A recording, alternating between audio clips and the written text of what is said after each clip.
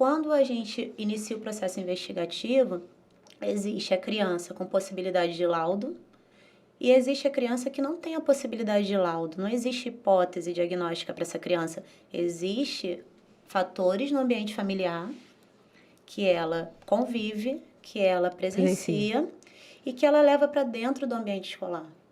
Então, ela leva agressividade, ela leva uma dispersão, ela dorme durante a aula, porque em casa ela não consegue dormir. Descansar, né? Quando eu fiz algumas palestras no CIEP, na época era a diretora Mara, hoje ela já não está mais entre a gente, infelizmente, porque foi uma pessoa assim de muita luz e que eu conheci a Mara no início do nosso trabalho. Ela enxergou o potencial do nosso trabalho e ela falou para mim: eu abro as portas do CIEP para vocês trabalharem as minhas crianças, porque elas precisam de, no mínimo, uma palestra. Mesmo que os pais não queiram levar as terapias, mas só a palestra vocês já vão me ajudar muito. Minha primeira palestra, eu tinha adolescentes me intimidando. Como Eles assim? estavam sendo obrigados a assistir a palestra. A escola estava brigando. Então, eles me intimidavam no olhar, no comportamento, a forma de sentar. E aí, como eu faço Muay Thai há muitos anos, no meio deles tinham adolescentes que treinavam comigo. E aí começaram, caramba, tia Joyce, você tá aqui. Isso criou um vínculo maior com eles. Mas assim, a equipe terapêutica, eles já recebem de uma forma mesmo blindada. Né? Porque são adolescentes e crianças que não querem que o que acontece na vida deles seja descoberto. Eles têm vergonha. Bota uma capa ali. Sim. E ali dentro foi um grande laboratório para a gente, porque ali dentro a gente identificou muitos casos de crianças com reflexo familiar. Elas não precisavam ser laudadas, elas não tinham hipótese diagnóstica. Só que o reflexo familiar delas era muito intenso dentro do ambiente de aprendizado e atrapalhava. Tinha um aluno que ele dormia a aula inteira. E aí a professora nos chamou e perguntou se teria a possibilidade de investigar por conta de alguma síndrome, porque ele dormia. Ela chamava, eles chamavam, ele não assistia às aulas e o índice dele estava muito baixo. Muito cansado, né? Sim. E aí, na época, o psicólogo começou a fazer um trabalho, conversar com ele. E ele falou pra gente, ele relatou que ele não dormia em casa. Primeiro que ele tinha medo, ele tinha que proteger a mãe. Ele tinha que ficar acordado. Ele pegou para ele essa responsabilidade. Então, ele tinha que ficar acordado.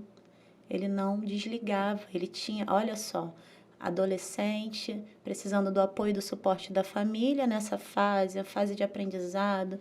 Dali, ele vai, né, o CIEP profissionalizava eles, encaminhava eles para o mercado de trabalho. Ele não estava com esse foco. O foco era só da proteção. Ele ia para a escola porque ele tinha que ir para ele não ser reprovado e não ficar sem estudar. Mas ele ficava tranquilo na escola porque enquanto ele estava na escola, a mãe estava trabalhando. Mas quando era noite, quando ele estava em casa, ele não dormia, ele tinha medo. Ele relatou que o pai chegava alcoolizado e ele tinha medo. Então, você vê a importância do trabalho multidisciplinar na saúde mental, não só da criança, mas de toda a família.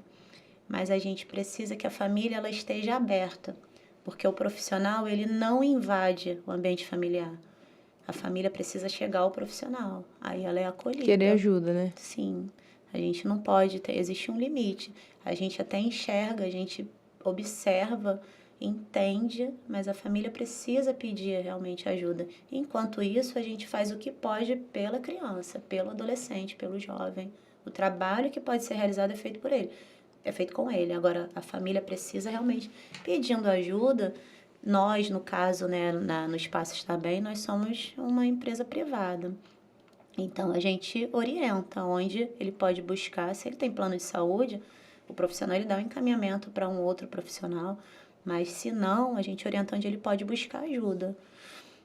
É complicado, porque nem todos os municípios têm essa estrutura. Não, mas também é muito difícil porque é muito complicado a gente olhar o próprio erro, né? Sim. Então, às vezes, até pro pai, pra mãe, é mais fácil falar que Sim. o filho é... Ah, fulano é assim, o filho é assim. Sim. A culpa não é da casa. Sim, a maioria dos casos chega assim, a criança, eu trouxe ele pra vocês me ajudarem. Porque tá com um problema aí, ó. Aí a gente olha pra criança e a gente observa o cenário familiar.